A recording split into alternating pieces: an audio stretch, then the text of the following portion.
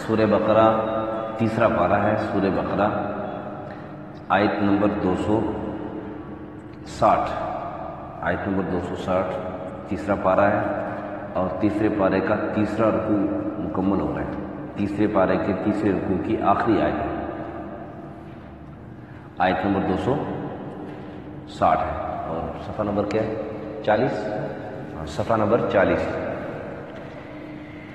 اعوذ باللہ من الشیطان الرجیم، بسم اللہ الرحمن الرحیم۔ وَإِذْ قَالَ إِبْرَاهِيمُ رَبِّ أَرِنِي كَيْفَ تُحْيِي الْمَوْتَى قَالَ أَوَلَمْ تُؤْمِنْ قَالَ بَلَى وَلَكِنْ لِيَطْمَئِنَّ قَلْبِي قَالَ فَخُذْ أَرْبَعَةً مِنَ الطَّيْرِ فَصُرْهُنَّ إِلَيْكَ ثُمَّ اجْعَلْ عَلَى كُلِّ جَبَلٍ مِّنْهُنَّ جُزْءًا ثُمَّ ادْعُهُنَّ يَأْتِينَكَ سَعْيًا وَاعْلَمْ أَنَّ اللَّهَ عَزِيزٌ حَكِيمٌ۔ مَثَلُ الَّذِينَ يُنْفِقُونَ أَمْوَالَهُمْ فِي سَبِيلِ اللَّهِ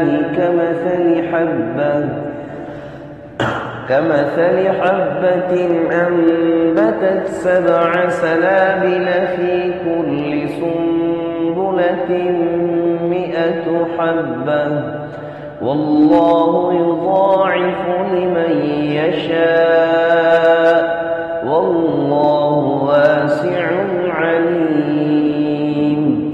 صدق الله العظيم۔ وَإِذْ قَالَ إِبْرَاهِيمُ، اور اس وقت کو یاد کرو جب ابراہیم علیہ السلام نے کہا رب ارنی کیف تحیی الموتى، اے میرے رب، اے میرے اللہ، مجھے دکھا کہ آپ کیسے مردوں کو زندہ کرتے ہیں۔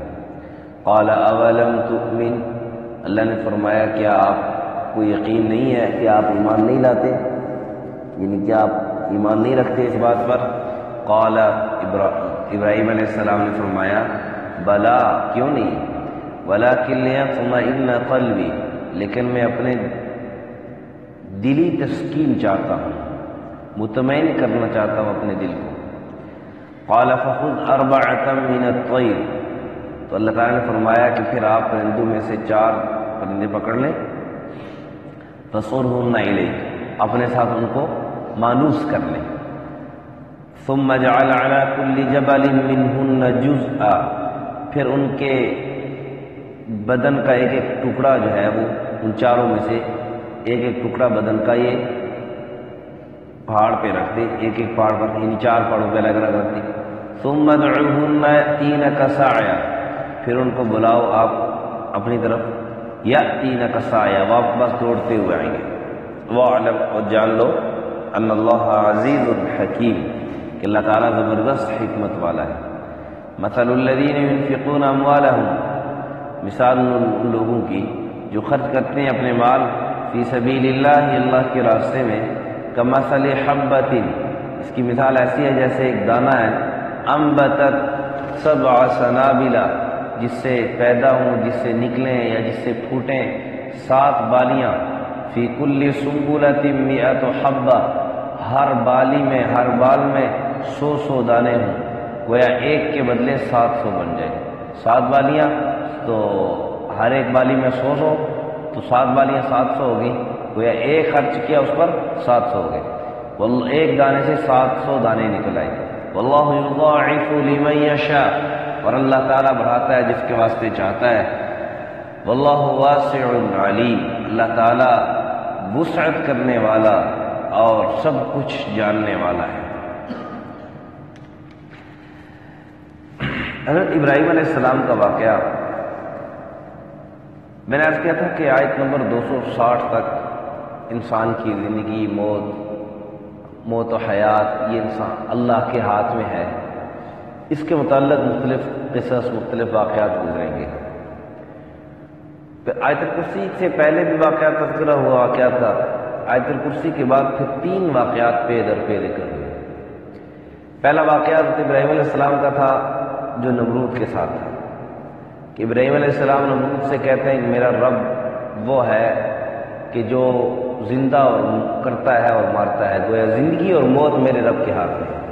نمرود نے اپنے خیال میں اپنے اس عقل کے مطابق، کہتے ہیں نا آدمی بات اتنی کرتا ہے جتنی اس کی عقل ہوتی ہے، جتنی اس کی سمجھ ہوتی ہے، تو اپنی سمجھ کے مطابق ہیلا کرنے کی کوشش کی۔ ابراہیم علیہ السلام سمجھ گئے کہ سمجھے گا نہیں، تو پھر ابراہیم علیہ السلام نے اس ایسا جب سوال پوچھ لیا، ایسی بات کر دی کہ وہ بالکل لاجواب ہو گیا، کہ فرمایا کہ میرا رب وہ ہے جو مشرق سے سورج کو نکالتا ہے، تو رب ہے تو مغرب سے نکال کے دکھا لے۔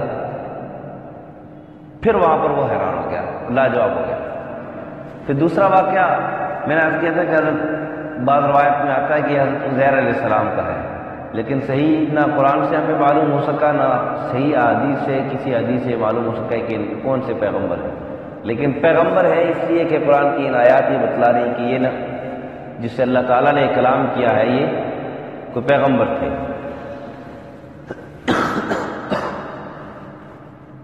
بہرحال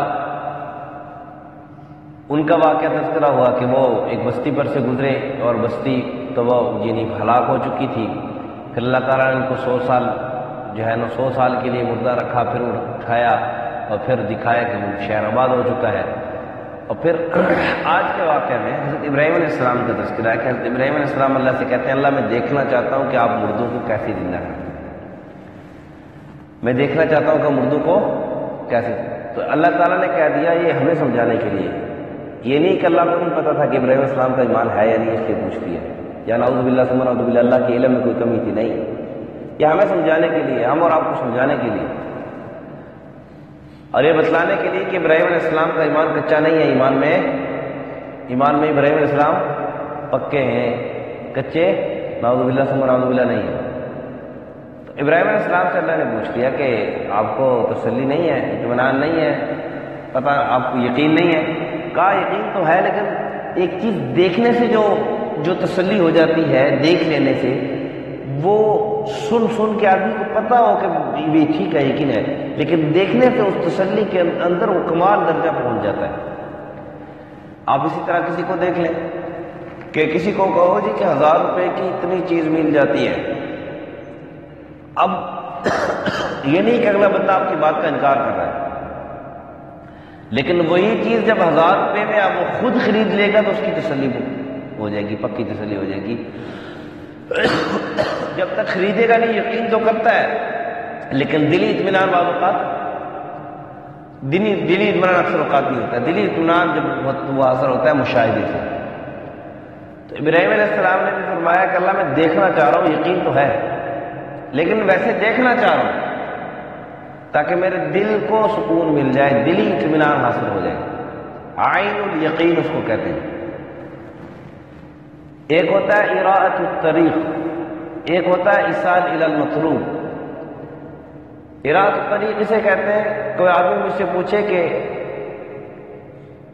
مری روڈ کی طرف کون سا راستہ جاتا ہے، میں یہاں بیٹھے اس کو کہوں کہ اس گیٹ سے باہر نکلو گے، پھر سیدھے آگے جاؤ گے، آگے ایک چوک آئے گا، اس چوک اشارہ آئے گا، اس اشارے کو کراس کرو گے، پھر دوسرا اشارہ آئے گا، پھر کراس کرو گے، پھر کچہری چوک والا اشارہ آئے گا، اس کو کراس کرو گے، پھر اس کے بعد اس سے آپ دائیں طرف مڑو گے، دائیں طرف جو روڈ جا رہی ہے اس پہ آگے جاؤ گے، ایسے کرو گے، ایسے ادھر مڑو گے، ادھر مڑو گے، ادھر مڑو گے، آگے میری روڈ آ جائے گی۔ اس کو کہتے ہیں اراءۃ الطریق۔ ایصال الی المطلوب اسے کہتے ہیں کہ ایک آدمی مجھ سے پوچھے مری روڈ کدھر ہے، میں اس کو ساتھ پکڑ کے لے جاؤں اور وہاں بتاؤں یہ مری روڈ، اس کو کہتے ہیں ایصال الی المطلوب۔ تو عین الیقین تب حاصل ہوتا ہے جب ایصال الی المطلوب ہوتا ہے کہ ایک چیز مشاہدے میں آ جاتی ہے، ایک چیز مشاہدے میں آ جاتی ہے۔ تو ابراہیم علیہ السلام کا یقین تو تھا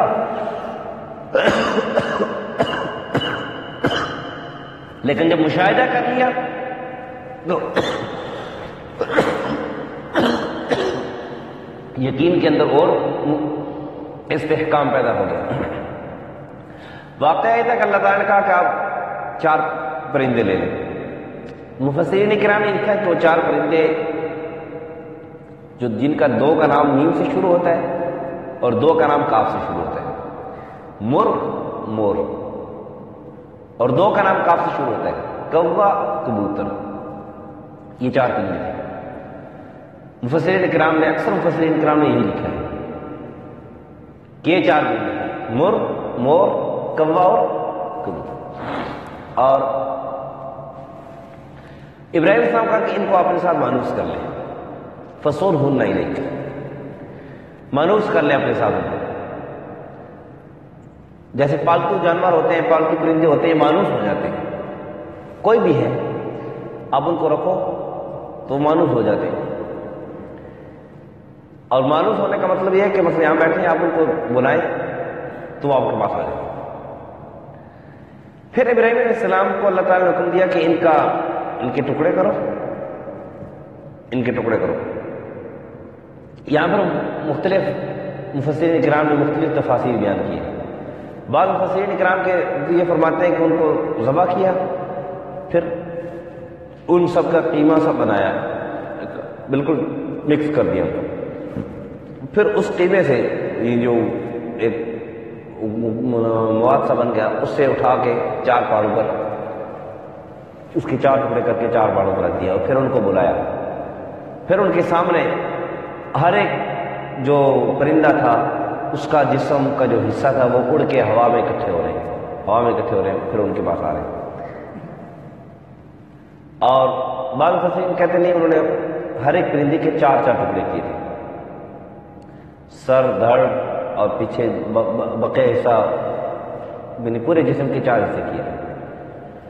اور ایک حصہ مثلا سر ہے تو چاروں سر ایک پرندے پر ایک اس پہاڑی پہ رکھ دیے، چاروں دھڑ دوسری پہاڑی پہ، چاروں پاؤں دوسری پہاڑی پہ، اس طرح چاروں پرندے پہ رکھ دیے، اور پھر ان کو بلایا۔ تو پھر ان کے سامنے ہر ایک پرندے کا مطلب کبوتر کو بلا رہے، تو کبوتر کا سر اٹھا جو ہے نا ہوا میں کھڑا ہو گیا، دوسرے ادھر سے اس کا دوسرے پہاڑ سے دھڑ آیا، تیسرے پہاڑ سے پاؤں آئے، پورا جسم آیا، پورا جسم بن کے اس کی طرف دوڑ کے آ رہا۔ خیر بہرحال مختلف توجیہات، مختلف مفسرین کرام نے اپنی اپنی تحقیق کے مطابق اس کا تذکرہ کیا ہے۔ بہرحال جو بھی ہو، قرآن ہمیں یہ بتا رہا ہے کہ اللہ تعالیٰ نے فرمایا کہ جز ان کے ٹکڑے کر رہے ہیں۔ اب جز سے قیمہ بھی مراد لیا جا سکتا ہے کہ انتہائی جز کی جو کامل درجہ ہے، کامل جو مطلب ہے کہ بالکل ٹکڑے ٹکڑے، تو ٹکڑے کی جو انتہا ہوتی ہے کسی بھی گوشت کی وہ اس کا قیمہ ہوتا ہے، اس سے زیادہ ٹکڑے زیادہ نہیں ہو سکتے۔ اور اگر کم حساب لیں تو اس سے بڑے بڑے موٹے موٹے تین چار ٹکڑے، چونکہ چار پہاڑ تھے، موٹے موٹے چار ٹکڑے گونے چار، تو یعنی یہ دونوں قسم کی توجیہات قرآن سے ٹکراتی نہیں ہے، قرآن سے ٹکراتی نہیں ہے۔ قرآن نے چونکہ جز کا تذکرہ کیا ہے کہ ان کے جز کرو۔ بہرحال ابراہیم علیہ السلام کو چار ٹکڑے کیے، رکھا، بلایا، چاروں آگے، اور جب آگے تو پھر انہوں نے کہا کہ وَاعْلَمْ، اللہ تعالیٰ فرمایا جان لو ان اللہ عزیز، اللہ تعالیٰ زبردست ہے۔ یہاں پہ عزیز صفت اس لیے تذکرہ کی کہ بظاہر ایک نہ ہونے والی بات معلوم ہو رہی ہے کہ ایک چیز کو آپ ذبح بھی کر رہے ہیں اور پھر اس کے ٹکڑے بھی کر رہے ہیں، تو گویا ذبح کر دیا، جان نکل گئی، اب ٹکڑے بھی کر دیے تو پھر جان آنے کے امکانات بھی نکل گئے، کہ ابھی کیونکہ ذبح کرنے کا پھر بھی جانور تھوڑا بہت ہلتا رہتا ہے، لیکن اس کے مکمل اگر ٹکڑے کر دو یا اس کی گردن اس کی الگ کر دو، ٹکڑا کر دو، تو پھر ساکت ہو جاتا ہے۔ زمرے میں ایک بات کر سکتا ہوں، ہمارے یہاں اکثر جو قربانی ذبح کی جاتی ہے، ضمن میں ایک بات کر سکتا ہوں، تو اس کی جو حرام اعضاء وہ فوراً کاٹ دی جاتی ہے، ایسا نہیں کرنا چاہیے۔ گلے جب گلے پہ چھری پھیرتے نا تو حرام اعضاء وہ ایسی چھری کی نوک کر کے نا ایسے ایسے ہی کاٹ دیتے ہیں، تو جانور ادھر ہی ٹھنڈا پڑ جاتا ہے، ایسا نہیں ہونا چاہیے۔ جانور کو ذبح کر کے آپ جب چھوڑیں گے تو وہ اچھلے گا، تو جو اس کے جسم کے اندر جو خون ہے وہ صحیح طریقے سے نکلے گا، گوشت آپ کے پاس صحیح صاف ستھرا گوشت ہوگا۔ اور اگر آپ اس کو اسی وقت ساکت کر دیں گے تو اس کا صحیح طریقے سے وہ مطلب اچھل نہیں سکے گا، صحیح طریقے سے آگ پونٹاؤں مار نہیں سکے گا، تو اس کا کیا ہوگا؟ خون اندر رہ جاتا ہے جو پھر مختلف قسم کی بیماریوں کا باعث بنتا ہے۔ بہرحال اس میں سمجھ لیں کہ اس طرح کرنا جو ہے نا وہ محدثین کرام لکھتے ہیں کہ یہ مکروہ ہوتا ہے یہ عمل، کہ ایسا نہیں کرنا چاہیے کہ جانور ذبح کر کے اس کی حرام ماوس کاٹ لیں۔ جانور ذبح کر لیں، اس کی رگیں کاٹیں، پوری گردن الگ کرنا یہ ضروری نہیں ہوتا ہے، یا پوری گردن الگ کرنا یہ ذبح نہیں ہوتا ہے۔ ذبح کرتے ہیں، ذبح کہتے ہیں 4 گردنیں ہوتی ہیں، جو 4 رگیں ہوتی ہیں وہ کاٹنی ہوتی ہیں، اس کو ذبح کہتے ہیں۔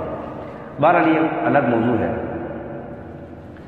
تو میں عرض کر رہا تھا کہ جب گردن ہی الگ کر دیں پھر بھی جانور ساکت ہو جاتا ہے، پھر بھی تو اس کے جب ٹکڑے کر دیے جائیں تو جانور بالکل ساکت ہو جاتا ہے، پھر اس کے اندر روح آنے کی کوئی امکانات نہیں ہوتے۔ تو اللہ کا عزیز ہے، اللہ زبردست ہے، ہر چیز پر قادر ہے، قدرت والا ہے کہ اللہ تعالیٰ جب چاہے، جیسے چاہے، جو چاہے کر سکتا ہے۔ وہ اللہ کو روک، وہ اللہ سے پوچھ نہیں سکتا۔ اور پھر حکیم اس لیے کہہ دیا کہ 4 پرندوں کے اندر کیا حکمت ہے، اور پھر اس کے مفسرین کرام نام بھی لیتے ہیں، مرغ، مور، کوا اور کبوتر، 2 میم سے 2 کاف۔ اس کے اندر کیا حکمت ہے؟ مطلب کوئی اور چیز بھی تو ہو سکتی تھی، یا کسی اور طریقے سے بھی تو سمجھایا جا سکتا ہے، جیسے عزیر علیہ السلام کے متعلق واقع ہے کہ ان کے سامنے جو ہے نا وہ گدھا، ہڈیاں ہیں، بوسیدہ ہڈیاں ہو چکی ہیں، اور ان کے سامنے اس پر گوشت چڑھ رہا ہے اور گدھا بن رہا ہے، اس کے اندر روح پھونکی جا رہی ہے، زندہ ہو رہا ہے۔ تو کہا حکیم، اللہ تعالیٰ کی حکمت ہے، اور ہر کسی کے لیے جاننا ضروری نہیں ہے کہ اللہ تعالیٰ نے یہ کام کیوں کیا ہے، یہ اس کی اپنی حکمت ہے، نہ ہر کسی کے لیے جاننا ضروری ہے، اور نہ ہی جو ہے وہ کسی کے لیے پوچھنا ضروری ہے کہ بھئی یہ پرندے ہی کیوں تھے اور فلانی کو اور چیز کیوں نہیں ہوئی تھی۔ ہمیں اس واقعے سے سبق جو ملتا ہے وہ یہ ہے کہ اللہ تعالیٰ جب چاہے، جیسے چاہے، جسے چاہے وہ زندہ کر سکتا ہے، جسے چاہے زندہ رکھے، جسے چاہے موت دے دے۔ اور پھر دوسرا اس واقعے کا بھی سمجھ حاصل ہوتا ہے کہ دیکھو یہ پرندے، ان کے ٹکڑے ٹکڑے ہو گئے، الگ الگ پہاڑوں پہ چلے گئے، ان کو اللہ تعالیٰ نے جب زندہ کر دیا تو ہمیں بھی مرنے کے بعد اللہ تعالیٰ دوبارہ زندہ کر سکتے ہیں، اس پر اللہ تعالیٰ قادر ہے۔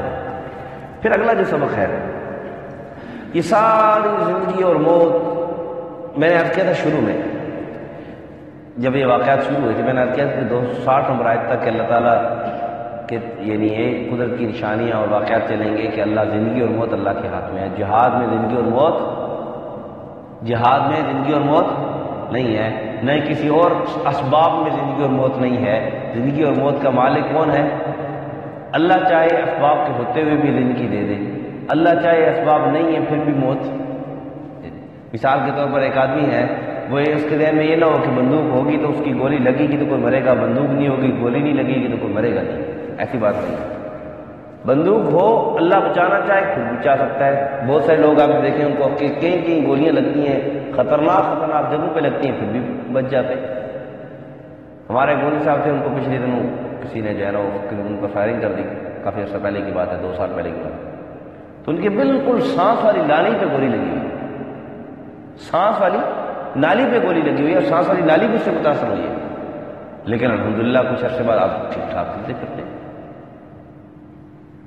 تو اللہ تعالیٰ یہ جو اسباب ہیں، ان اسباب کے اندر زندگی اور موت نہیں ہے۔ زندگی اور موت کا مالک اللہ تعالیٰ ہے۔ زندگی اور موت کا مالک کون ہے؟ اللہ تعالیٰ ہے۔ تو یہ 260 نمبر آیت تک آج کہہ رہے۔ اس کے بارے میں سمجھایا یہ اللہ کے راستے میں خرچ کرنا اور جہاد کی ترغیب کہ تم اس وجہ سے کہ ہم اللہ کے راستے میں جائیں گے، خرچ کریں گے اور اللہ کے راستے میں جائیں گے، دشمن کا مقابلہ ہوگا۔ جیسے مثال کے طور پر ہمارے بعض فوجی بھائیوں کو جب بارڈر پر ان کی جو ہے نا وہ تشکیل ہوتی ہے، بارڈر پر ان کو بھیجا جاتا ہے، تو بعض اوقات جو ہے نا وہ تھوڑا سا خوف سا آ جاتا ہے، اور دعائیں بھی کرواتے ہیں، مودی صاحب دعا کریں، پوسٹنگ بڑی سخت آئی ہے، کوئی ترتیب بن جائے، کوئی ہم کو تھوڑا بھی جاننے والا تو بھی گل کر لے، اور والدین سے بھی دعا کروا رہے ہوتے ہیں۔ تو یعنی ہر ایک کی اپنی ضرورت ہے، اپنی اس کی چاہت ہے۔ میں کوئی تنقید نہیں کر رہا، میں ایک بات سمجھانے کی کوشش کر رہا ہوں، ایک بات سمجھانا چاہ رہا ہوں کہ اس ڈر سے کہ میں وہاں پر موت آ جائے گی، کہ وہاں پر میں کبھی کہیں مر نہ جاؤں۔ زندگی اور موت وہاں پر نہیں ہے جہاں پر اللہ نے لکھی ہے بھائی، اس لیے بہت سارے آپ نے صحابہ کرام دیکھے ہوں گے، بہت سارے ایسے لوگ دیکھے ہوں گے کہ جنہوں نے ساری زندگی جہاد کے اندر گزار دی، موت ان کو بستر پہ آ گئی۔ بہت سارے ایسے واقعات ہیں۔ تو اس لیے اس چیز سے گھبرانا نہیں چاہیے۔ تو اس کے بعد جو آیات آ رہی ہیں اس چیز کی ترغیب، اللہ کے راستے میں خرچ کرنے کی جو ہے نا ترغیب، اور اس کے فضائل بیان کیے جا رہے ہیں۔ فرما رہے ہیں کہ مثل الذین ينفقون اموالهم فی سبیل اللہ کمثل حبہ، اللہ کے راستے میں جو خرچ کرتا ہے اس کی مثال ایسی ہے کہ جیسے ایک دانہ ہے، اس دانے سے وہ دانہ بویا کسان نے، اس دانے سے 7 بالیاں نکلی، اور ایک ایک بالی پر ایک ایک گوشہ، 7 گوشے، اور ایک ایک گوشے پر 100 دانے اسی طرح کے، ایک دانے سے گویا 700 دانے بن گئے۔ یہ اللہ سمجھانے چاہ رہے ہیں کہ اللہ تعالیٰ کے راستے میں جو خرچ کرتے ہیں تو اس کے نیت کی بقدر 1 سے لے کر 700 تک اور اس سے بھی زیادہ اللہ تعالیٰ اجر عطا فرماتے ہیں جو اللہ کے راستے میں خرچ کرتے ہیں، جو اللہ کے راستے میں خرچ کرتے ہیں۔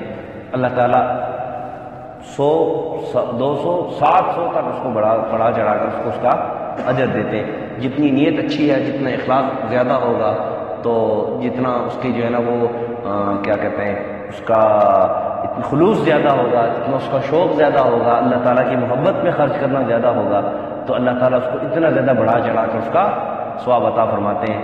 اس لیے اللہ کے راستے میں خرچ کرنے کے لیے اسے گھبرانا نہیں چاہیے کہ اللہ کے راستے میں خرچ کریں گے تو یہ ہمارا مال گویا ضائع ہو رہا ہے۔ میں پہلے بھی کئی دفعہ عرض کیا اور پھر بھی عرض کر رہا ہوں کہ میں آج تک کسی شخص کو، ایسے شخص کو نہیں جانتا کہ جس نے اللہ کے راستے میں خرچ کیا ہو اور اللہ کے مخلوق پر، اللہ کے جو ہے نا بندوں پر خرچ کیا ہو، اور جس کی وجہ سے وہ غریب ہو گیا ہو یا وہ پریشان ہوا ہو کہ میں نے خرچ کیا ہے اس وجہ سے جو ہے نا وہ میری روزی کم ہو گئی ہے۔ ایسی بات نہیں ہے، اللہ کی مخلوق پر خرچ کرنے سے روزی بڑھتی ہے، کم نہیں ہوتی ہے۔ آگے اس کا مزید بھی تذکرہ آئے گا۔ اور پھر کہا کہ اللہ یضاعف لمن یشاء، صرف 700 کا فگر سمجھانے کے لیے ہے، 700 کا فگر سمجھانے کے لیے۔ اگر مثال کے طور پر اس کی مثال یہ سمجھے نا کہ آپ کو کوئی بھائی کہ بھائی آپ کو میں فوج میں بھرتی کر رہا ہوں لیکن آپ کو تنخواہ بہت ملے گی، تو اس کو اطمینان نہیں ہوگا، اس کو اطمینان وہ کہے گا کتنی، پھر بھی کتنی ہے، وہ کہے جی بہت زیادہ تنخواہ ملے گی، پھر بھی کتنی ہے، پھر بھی کتنی ایک ملے گی، جی بہت زیادہ ملے گی، نہیں جی کتنی ایک ملے گی، تو کب اس کو بتا دینا کہ 10 روپئے تنخواہ، ہاں اب بات بنی۔ ایک مثال لے رہا ہوں، تو یہ کہ ہماری فہم کے مطابق، ہماری سمجھ کے مطابق اللہ تعالیٰ نے سمجھایا ہے، ورنہ کہا کہ اللہ یضاعف لمن یشاء، جتنا چاہے اللہ اس کو بڑھا دے، جتنا چاہے اللہ اس کو بڑھا دے۔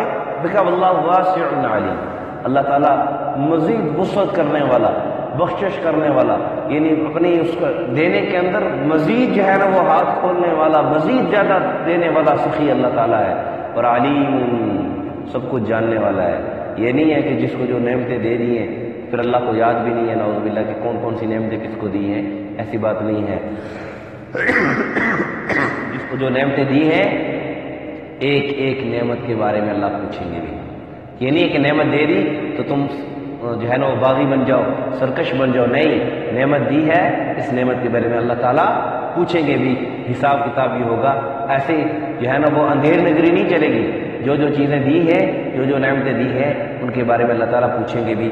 یہ تھا ان آیت کا مفہوم کا مختصر خلاصہ، اللہ سمجھ اور عمل کی توفیق عطا فرمائے۔ وَإِذْ قَالَ إِبْرَاهِيمُ رَبِّ أَرِنِي كَيْفَ تُحْيِي الْمَوْتَى، جب کہا ابراہیم علیہ السلام نے اے میرے پروردگار، اے میرے رب، تو کیسے زندہ کرتا ہے مردوں کو؟ قَالَ وَلَمْ تُؤْمِنْ، اللہ تعالیٰ نے فرمایا کیا آپ کو یقین نہیں، کیا آپ ایمان نہیں لاتے؟ قَالَ بَلَىٰ، ابراہیم علیہ السلام نے فرمایا کیوں نہیں، وَلَٰكِن لِيَطْمَئِنَّ قَلْبِي، لیکن میں اپنا دلی اطمینان چاہتا ہوں تاکہ میرے دل کو تسکین ہو جائے۔ قَالَ فَخُذْ أَرْبَعَةً مِّنَ الطَّيْرِ، اللہ تعالیٰ نے فرمایا 4 اڑنے والے جانور پکڑ لے، فَصُرْهُنَّ إِلَيْكَ، پھر ان کو اپنے ساتھ مانوس کر دے، ہلا لے، ثُمَّ اجْعَلْ عَلَىٰ كُلِّ جَبَلٍ، پھر ان کو رکھ دے ہر ایک پہاڑ پر، مِنْهُنَّ جُزْءًا، ایک ایک کے ٹکڑے جو ہے نا پہاڑوں پر رکھ دے، ثم ادعوهن، پھر ان کو بلاؤ، یقیناً آئیں گے تیرے پاس سعیاً دوڑتے ہوئے، وَاعْلَمْ أَنَّ اللَّهَ عَزِيزٌ حَكِيمٌ، جان لو کہ اللہ تعالیٰ زبردست اور حکمت والا ہے۔ مَثَلُ الَّذِينَ يُنْفِقُونَ أَمْوَالَهُمْ فِي سَبِيلِ اللَّهِ، مثال ان لوگوں کی جو خرچ کرتے ہیں اللہ کے راستے میں اپنے مال، کمثل حبۃ، اس کی مثال ایک دانے کی سی ہے، انبتت سبع سنابل، جس سے اگتا ہے، جس سے نکلتے ہیں 7 بالیاں، 7 گوشے، فی کل سنبلۃ، ہر ایک گوشے میں 100 حبۃ، 100 دانے، وہ تو کل ملا کے 700 ہو گئے۔ واللہ یضاعف لمن یشاء، اور بڑھاتا ہے جس کے واسطے اللہ تعالیٰ چاہے۔ واللہ واسع علیم، اللہ تعالیٰ بے انتہا وسعت کرنے والا، علیم سب کچھ جاننے والا ہے، کس کو کتنی وسعت کرنی ہے، کس کے لیے کتنی وسعت اچھی ہے، کس کے لیے کیا اچھا ہے، کس کے لیے کیا برا ہے، سب کچھ اللہ تعالیٰ جاننے والا ہے۔ الحمدللہ رب العالمین والعاقبۃ للمتقین، والصلاۃ والسلام علی اشرف الانبیاء والمرسلین وعلى الملائکۃ المقربین وعلى عباد اللہ الصالحین۔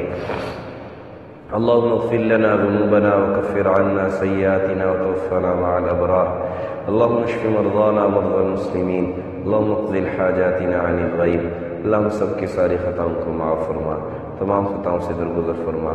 یا اللہ آج کی رات، یا اللہ بہت سارے لوگ تیری نافرمانی کی رات سمجھتے ہیں، اس میں بہت ساری نافرمانیاں کرتے ہیں، بہت ساری خرافات، بہت ساری یا اللہ گناہوں میں مبتلا ہوتے ہیں۔ اللہ تو سب مسلمانوں کو ہر قسم کے گناہ سے، سب مسلمانوں کی حفاظت فرما، ہر قسم کی آفات سے، بلیات سے، حادثات سے، تمام امت مسلمہ کی، خصوصاً یا اللہ پاکستان کی، اہل پاکستان کی حفاظت فرما۔